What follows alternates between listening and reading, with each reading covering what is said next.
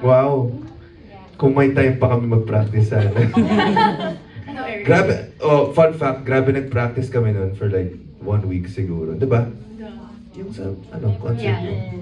Yung piano. Tapos nanginginig ako kasi alam ko na kung nagkaroon ako ng mistake dun sa concert na yun, mawawala kami.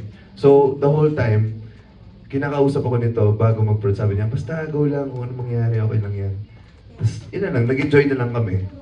I think, our idea was to go, di ba, parang down, like, memory lane, go through our projects. And did they notice the number of songs sa concert?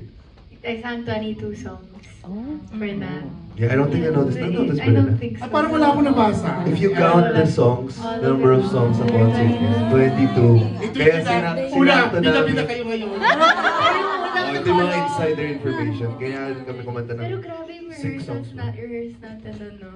Kasi I remember he was practicing sa piano. As in, sinusulat niya talaga per key. Na okay, mali ito, ganyan. And I really can feel na you were, but you did well. You did great there. Perfect. Yeah. Perfect. Oh. Ay, oo Kamali nga. po pa nun. Na-excite ka naman doon, di ba? Pero masaya. Masaya yung prod namin.